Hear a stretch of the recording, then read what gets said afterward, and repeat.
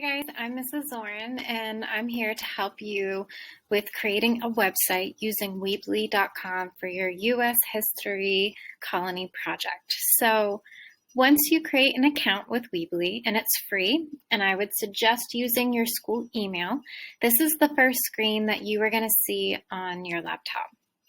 So what you want to pick is I just need a website. Don't do I need an online store because that will just make things a little too complicated and we want to kind of keep it simple. So I'm going to click on I just need a website. And then here it brings me to a bunch of templates that I can choose from. Now, most of these templates, you can edit almost everything on it. The only thing that I would do is make sure that you like this little kind of menu section right here at the top where it says Home, Services, Team, Contact, and has the title, because this is one thing that you can't really change. So make sure you like the one that you pick. Then you'll hit Start Editing. And then the next step that it's going to bring you to is to ask you to create a domain name. So a domain name is just the link or the URL at the top.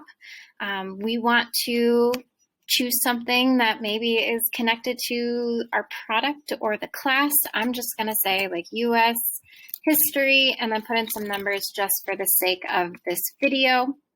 And when I hit search, it'll tell me that it's available. Now, I don't want professional domain. This is something that you would have to pay for. Make sure you choose subdomain. And that just means that it's free and they won't charge you for it. So I'm going to reload my editor.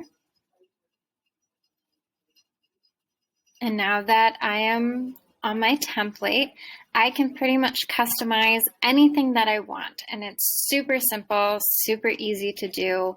It's really just like you click on it and you can edit the background. So maybe I want to replace it with an image. Something that I recommend doing though is not just searching images on like the website, because these are kind of like copyrighted images. And since this is a live website, somebody could send you like a cease and desist letter, which means that you are plagiarizing. You're taking somebody's information and using it as your own. So make sure that you are uploading only photos that you know you can use. I like to use a site called Pexels because it is free stock photos and they're really nice photos. They kind of look like they came off of Instagram, and you can just click on something and then have a free download and then put it on your website. So don't just use Google Images, use something that you know that you're allowed to do. So if I took a photo, I can put it onto my computer here. I can also set a background that they have. So these are free ones that they have allowed you guys to use. So I can select that. And then I ended up changing my background. If you want things to be like a little bit smaller, oh, I gotta hit save. You can kind of drag those sections. So I can take this and make it smaller. If I don't even want this title, I can hit X and delete it. I can also add things. So maybe I want to add that title back. I can click on title and drag it on over. And I can edit it here and it'll let me say anything that I want. I can change the size, the color, I can put it in the middle. I can also add like longer things like articles here, so I can add text and then type as much as I want to. I can add images. You can have some galleries and slideshows, videos. There's so much that you can play around in here. So this is where I would probably put on like a welcome page for your product. And then I might choose to add another page and have like an About Us section. And then that will end up changing at the search bar to About Us, my page. And I can customize my page here just like I did the home page as well. I can delete, I can add things. If I want to add another page, if I want more than these ones, I can click this plus sign. I suggest using the standard page instead of the product page. If you do want to try things out a little bit, feel free to, but the standard page is just easier. So maybe I'll change this one to pricing. And now I have another page here. If there is a page that I don't want anymore, I can click on that page and say delete. And then it goes away. If I want to change my theme, if I decide I don't actually like this template, I can click on theme and change it. Apps are if you want to get a little bit more tricky. If you feel super confident with technology, you can feel free to play around with apps. Otherwise, I might kind of avoid it for this project.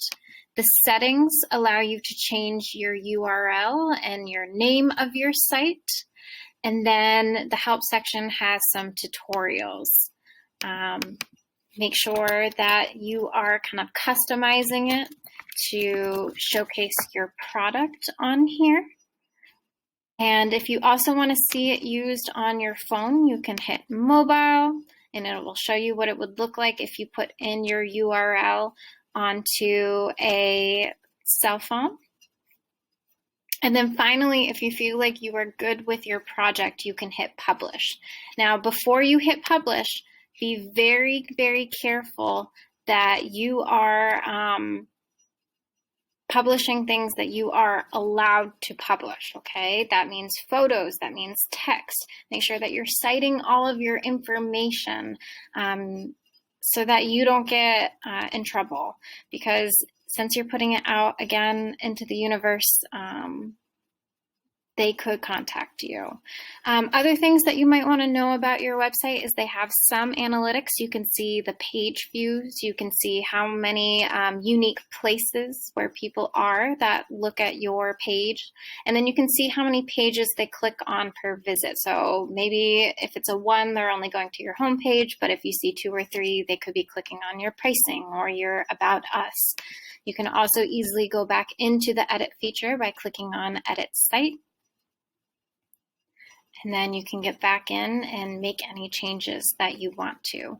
One last thing that I do want to show you when you are citing information is if you click on a picture, there's a feature that says caption. This is where I might put in my resource for any photos that I borrowed from other places.